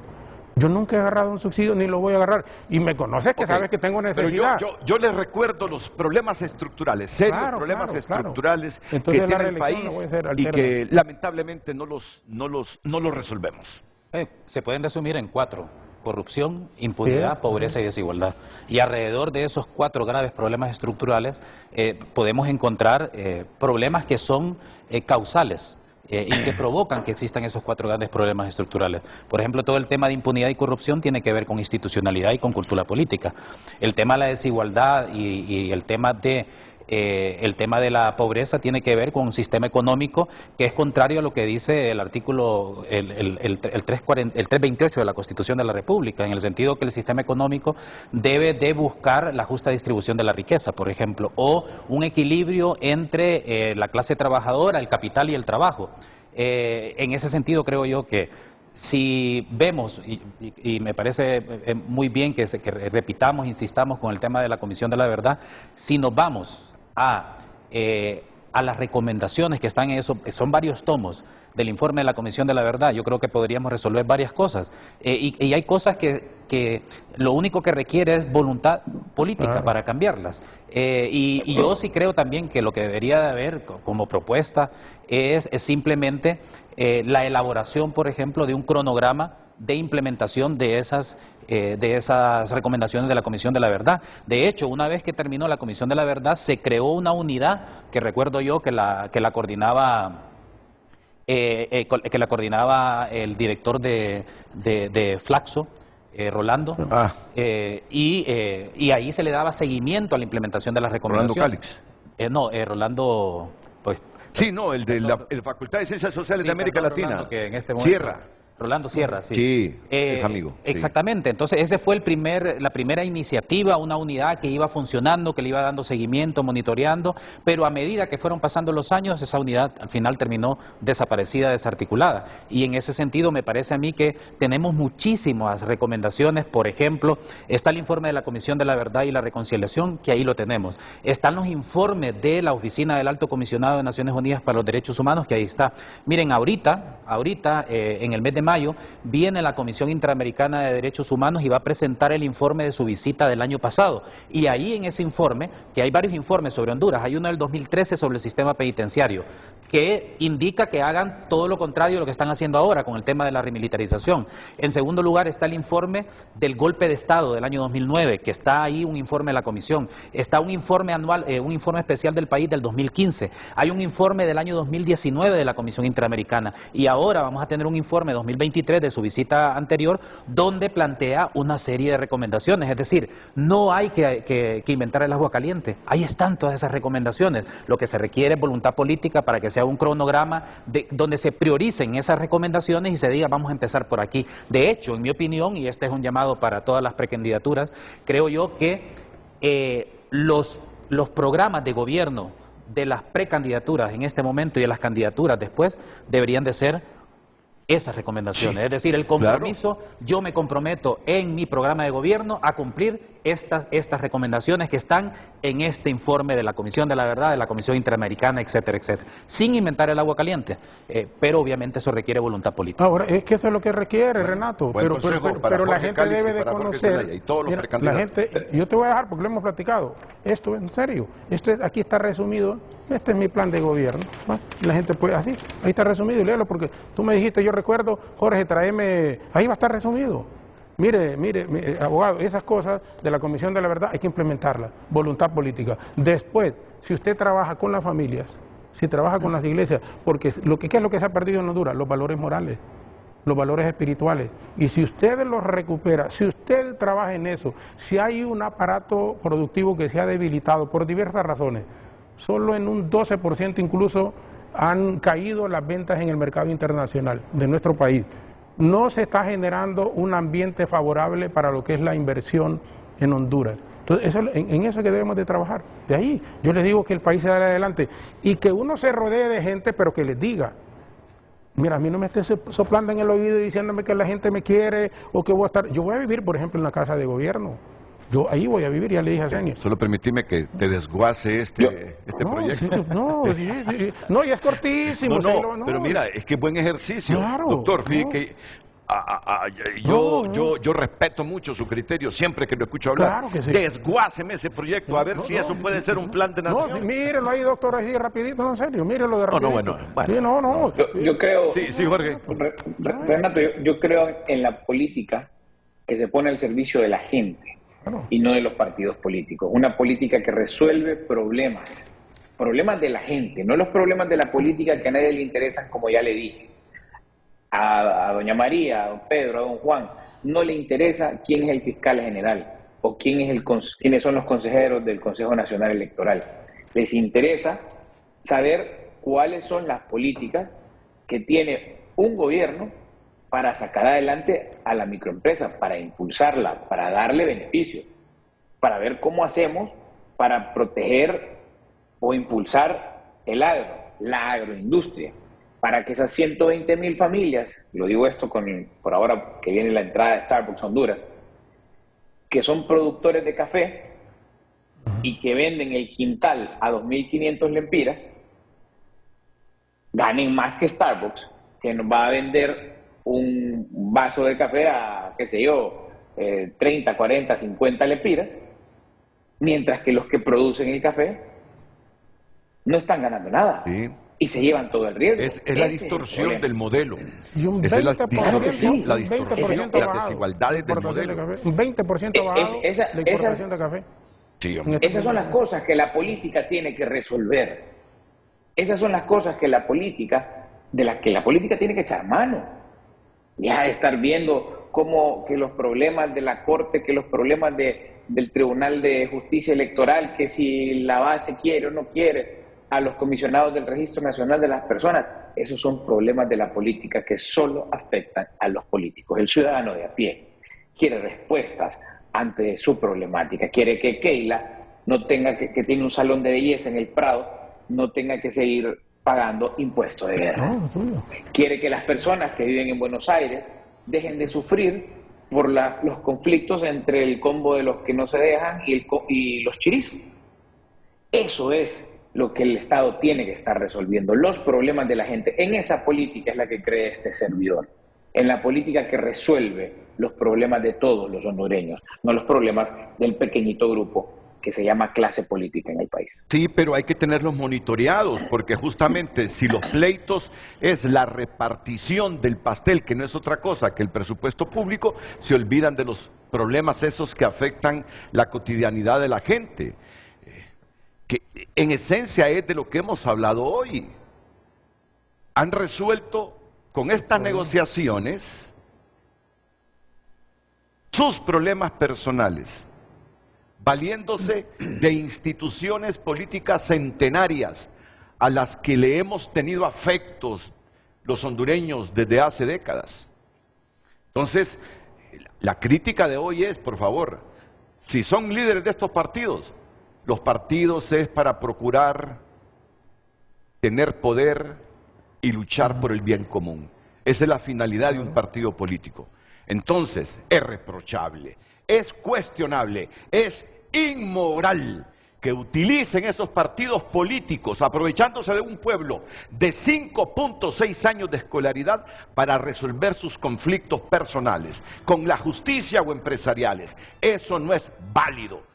Y ahora entiendo yo por qué poca movilidad social, fuera de que tenemos dirigentes sociales cooptados en este momento, desmovilizados. Los tuvimos en el pasado, pero ahora hay otros dirigentes que antes se movilizaban que hoy están plenamente cooptados.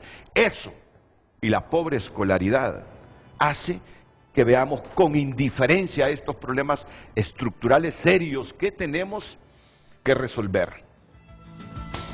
¿Cómo no va a afectar que los dirigentes de los partidos se aprovechen de sus cargos para negociar sus problemas? Claro que sí, claro que afecta. Claro que afecta, afecta plenamente. Este es el mensaje de hoy a la población para que despierte y comience a darle la espalda a este tipo de liderazgos políticos. Voy a la penúltima pausa y escucharé los comentarios finales de Joaquín Mejía, de Jorge Cálix y de don Jorge Zelaya Munguía.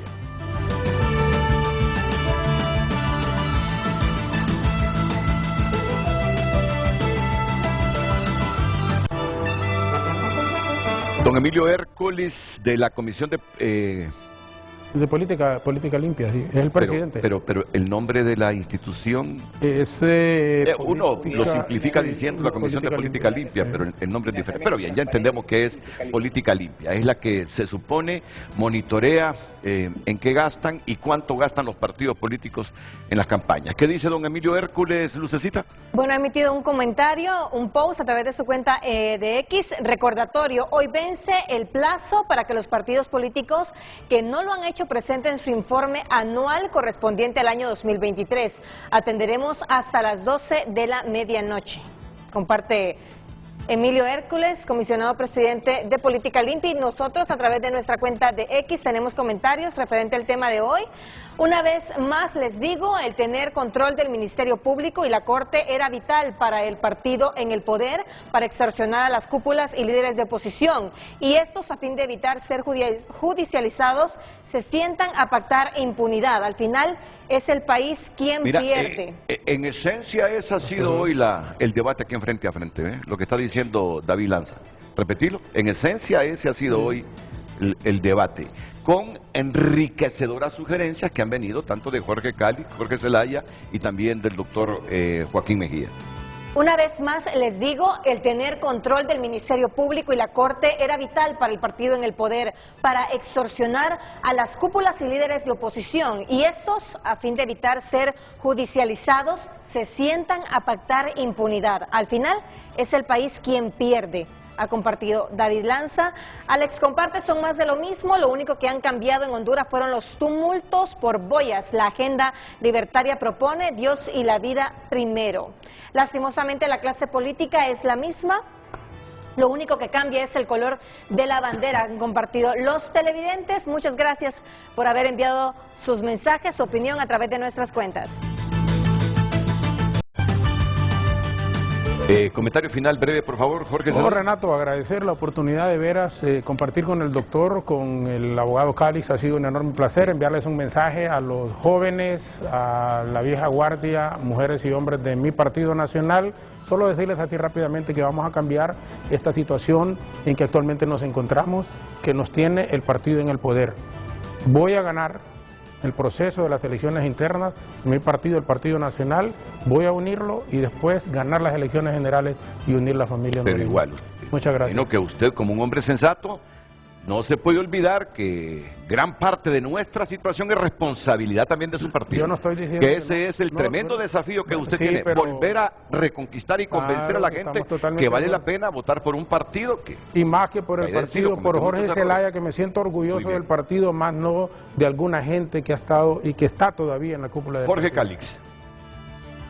Gracias, Renato, por la invitación. Fue un placer haber compartido con don Jorge Zelaya y con don Joaquín Mejía, y por supuesto con el pueblo hondureño. Dos cosas para finalizar. Número uno, quiero aprovechar para decir que la justicia es el fundamento de la paz social y los buenos abogados son los guardianes de ese fundamento. Así que le envío felicidades a los abogados hondureños en su día, y por último decirle al pueblo hondureño que yo también, al igual que ustedes, estoy cansado de que la política tradicional, los políticos tradicionales, usen el poder para beneficios personales. Eso lo vamos a cambiar. La política en la que yo creo es en la política que está a favor de la gente. El cambio viene y el cambio es ahora. Muchas gracias. Jorge Cali. Joaquín Mejía. No, solamente decir que es importante que la ciudadanía comprendamos que la simpatía hacia un partido político o a una ideología no se convierte en una lealtad ciega, sino que tenemos que tener una visión crítica, propositiva y constructiva.